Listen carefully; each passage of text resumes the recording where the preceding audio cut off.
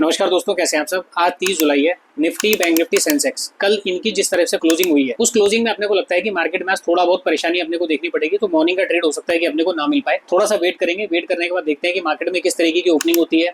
Opening के बाद price action या स्टॉप लॉस सेंडिंग के बेसिस पे मार्केट करना क्या चाहता है, उसके बेसिस पे हम लोग डिसाइड करेंगे कि किस इंडेक्स में अपने को काम करना है। क्या वो तीनों इंडेक्स में हमें ट्रेड दे पाएंगे या फिर हमें एक या दो इंडेक्स में ही ट्रेड करना पड़ेगा। ट्रेड के पीछे का जो लॉजिक होगा वो मैं आपको सारी चीज एक्सप्लेन करूंगा। तो पीसी की स्क्रीन पे चलते हैं। उससे पहले छोटी सी एक रिक्वेस्ट है, चैनल पे नए हैं तो चैनल को सब्सक्राइब कर लीजिए। आपका एक लाइक और एक कमेंट मुझे रेगुलर वीडियो पोस्ट करने पर मोटिवेशन देता है। तो आप लोगों से गुजारिश है, अगर चैनल पे नए हैं तो चैनल को सब्सक्राइब कर लीजिएगा। चलते हैं कि पीसी स्क्रीन पर और देखते हैं आज के मार्केट के अंदर किस तरीके से हम लोग चार्ट को डिकोड करते हैं और लाइव मार्केट में ट्रेड करने के बाद मैं आपसे मिलता हूँ।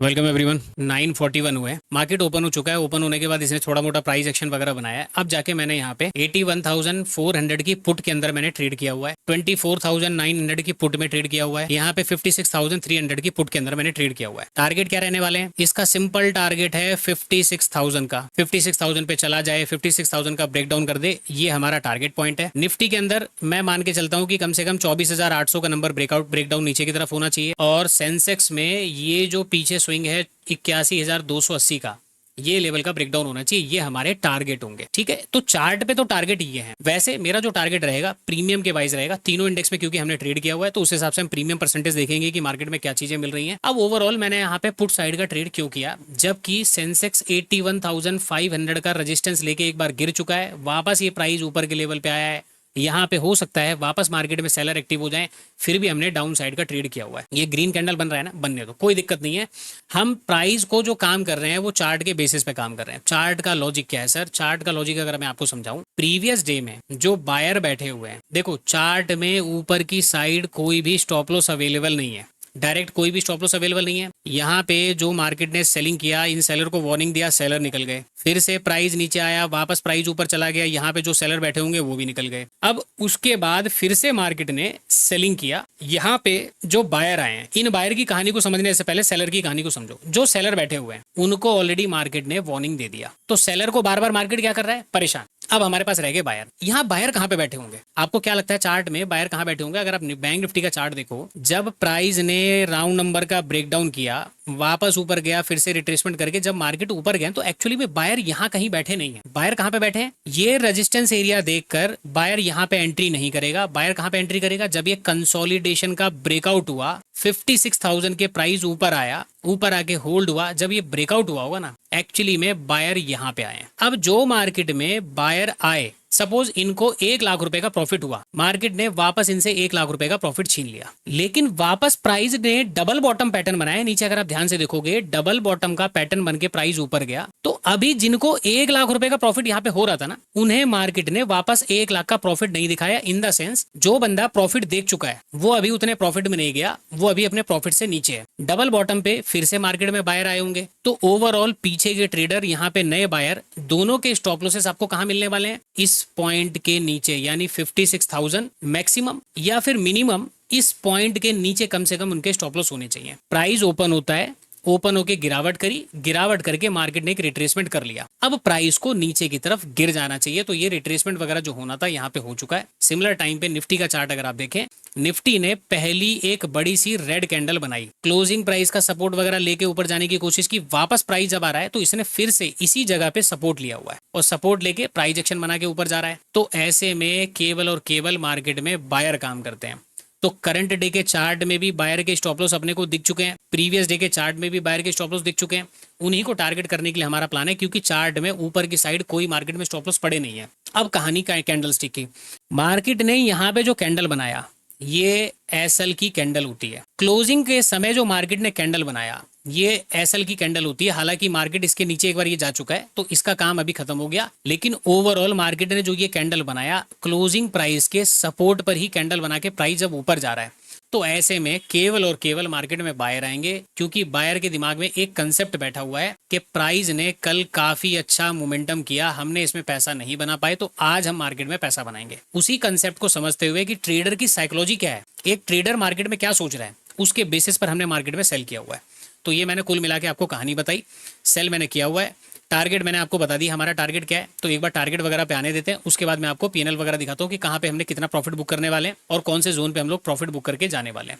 तो ट्रेड का मैंने आपको पूरा लॉजिक समझा दिया, तीनों इंडेक्स में हमने यहाँ पे काम किया हुआ है। वेट करते हैं और देखते हैं कि हमारे टारगेट का क्या होता है। दोस्तों देखिए, ट्रेड लेने के बाद मार्केट ने मोमेंटम तो ठीक ठाक किया हुआ है और यहाँ पे ब्रेकडाउन वगैरह होने की तैयारी हो रही है, और थोड़ा सा बैंक निफ्टी में डाउट हो रहा है। बैंक निफ्टी ना मोमेंटम ठीक ठाक कर नहीं रहा है, लेकिन अगर मैं आपको यहाँ पे ओवरऑल सिचुएशन बताऊं तो ये तीनों इंडेक्स में जो हमने ट्रेड किया हुआ है, तो देखो परसेंटेज वाइज अगर मैं देखूं तो इतने ही परसेंटेज मुझे चाहिए होते हैं इंट्राडे के अंदर एक्चुअल में। अगर मार्केट में देखो 15 से 20% का आरओआई आपकी कैपिटल पे मिल रहा है, इसका मतलब 15 से 20% का आरओआई अगर आपको आपकी कैपिटल पे मिल गया तो इनफ मोमेंटम आपको कैप्चर हो चुके हैं। बट ओवरऑल हमने यहाँ पे काम कैसे किया हुआ है, 1275 क्वांटिटी इधर है और 580 और 595 क्वांटिटी इधर है, तो लगभग 2000 से ज्यादा का क्वांटिटी हमारे पास है। तो यहाँ पे हम लोग फिर मोमेंटम उस हिसाब से कैप्चर करने की कोशिश करते हैं। तो इसके अंदर भी थोड़ा सा वेट तो अपने को बनता है कि हम कर पाए। सेंसेक्स ठीक ठाक चल रहा है, निफ्टी के अंदर भी मोमेंटम वो नहीं मिल पा रहा जो अपने को चाहिए, और बैंक निफ्टी तो थोड़ा सा मोमेंटम इसने डाउन साइड भी बेकार किया है, कॉल साइड भी मोमेंटम बेकार किया है, और ये फिर वापस नीचे आ रहा है स्लोली। तो अभी ये जब तक ब्रेकडाउन वगैरह नहीं होता ना, तब तक हमारे ट्रेड में थोड़ा सा खतरा हो सकता है।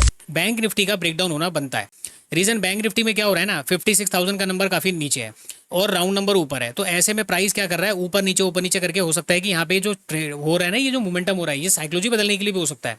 तो अपने को वही चीज देखनी पड़ेगी कि हम लोग प्रॉफिट वगैरह कहाँ पे बुक कर पाएंगे, कैसे कर पाएंगे। तो मेरे हिसाब से 356 वाला 434 के आसपास आ गया, तो प्रॉफिट वगैरह बुक करने की सोच सकते हैं। हालांकि प्रीमियम तो ठीक ठाक बढ़ रहे हैं, बट ठीक है, थोड़ा सा और वेट करते हैं, उसके बाद में प्रॉफिट वगैरह बुक करता हूँ तो मैं आपको आगे बताता हूँ। दोस्तों देखिए, जो पुट साइड में हमने ट्रेड किया था, काफी अच्छा मोमेंटम मार्केट ने किया, उसके बाद यहाँ पे 2-3 कैंडल मार्केट ने बनाया, तो हमारा जो प्रॉफिट है वो कम हो चुका है। ऑलरेडी बैंक निफ्टी ने भी काफी अच्छी रैली कर दी, जहां से हमने सेल किया वापस उसी जोन पे आ गया है। अब देखिए, बैंक निफ्टी हमारा काम खराब कर सकता है कि ये अगर इस वाले जोन के ऊपर निकल जाए 275 के ऊपर, तो इसके लिए हाई ब्रेक करना कोई बहुत बड़ी बात नहीं है, ये अपना हाई वगैरह ब्रेकआउट कर सकता है, और अगर ये हाई वगैरह ब्रेकआउट करेगा तो फिर बाकी के इंडेक्स हमें परेशान कर सकते हैं। तो ऐसे में क्या होगा, अपने को छोटा मोटा लॉस लेके हो सकता है कि मार्केट से जाना पड़े। तो ओवरऑल अभी भी हम सिचुएशन में बैठे हुए हैं, क्योंकि देखिए मार्केट में मैं अभी यहाँ पे क्या लॉजिक समझ रहा हूँ, इस प्रकार की कैंडल कब बनती है, जब मार्केट में सेलर अवेलेबल हो जाते हैं और प्राइस को कंटिन्यू करना होता है, तो कुछ इस प्रकार की कैंडल बनती है। लेकिन इस प्रकार की कैंडल बनने के बाद प्राइस को यहाँ पे वापस नीचे आ जाना चाहिए था, जो कि अभी तक इसने ऐसा किया नहीं है। तो थोड़ा सा इसी बात का अनुमान है। दूसरा, डबल टॉप का पैटर्न बना हुआ है, तो ऐसे में सेलर वगैरह आ गए तो ऐसा ना हो कि मार्केट वापस ऊपर की तरफ चला जाए और हम मार्केट के अंदर क्या हो जाए, गलत प्रूव हो जाए। तो इसीलिए मैं यहाँ पे थोड़ा सा वेट कर रहा हूँ कि ट्रेड तो अपने ने ठीक ठाक जगह पे पकड़ लिया है, मोमेंटम भी काफी अच्छा मिला हुआ है, लेकिन अपने को उस हिसाब से प्रॉफिट नहीं मिल पाया। अब ये कैंडल जो मार्केट में बनी है, अगर केवल सेलर को निकालने के लिए कंटिन्यूशन कैंडल है, तब तो ठीक है कि मार्केट अब इसके नीचे आएगा तो कंफर्म है, फिर तो अपने को अच्छे खासे टारगेट मार्केट के अंदर मिल जाने चाहिए।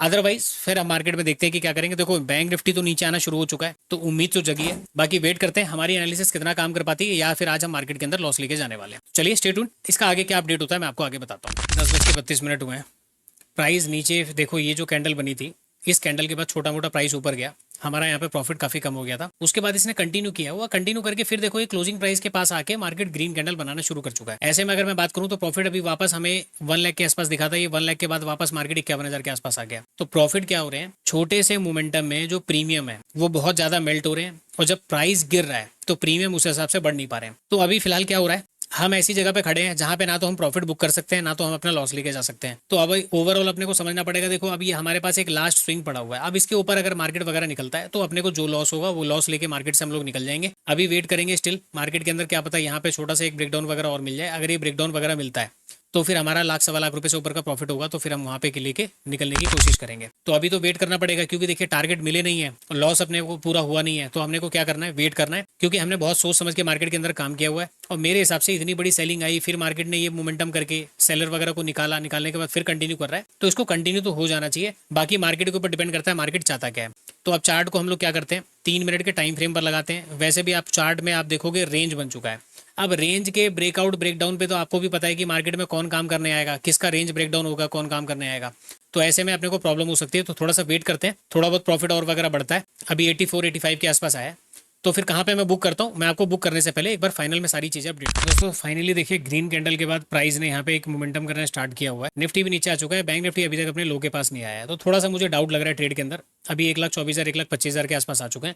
हम लोग यहाँ पे क्या करेंगे, अपने प्रॉफिट को बुकिंग कर लेते हैं, जो भी अपने को मिल रहा है वो लेके निकल जाते हैं। फाइनली मैंने अपने सारे ट्रेड निकाल दिए, 1,14,276 रुपये का प्रॉफिट हमने बना पाए हैं। तो आज की वीडियो के अंदर इतना ही। वीडियो पे नए हो तो वीडियो को लाइक कीजिएगा, चैनल को सब्सक्राइब कीजिएगा और दोस्तों के साथ अपने वीडियो को शेयर कीजिएगा, ताकि इसी तरीके की कंटेंट पे क्या होगा, आप लोगों के सपोर्ट के साथ मैं वीडियो को आगे कंटिन्यू शूट कर पाऊंगा और मैं मोटिवेट रहूंगा कि मुझे लाइव लर्निंग मार्केट के अंदर देनी है। आज के लिए इतना ही, मिलते हैं किसी नेक्स्ट वीडियो के अंदर।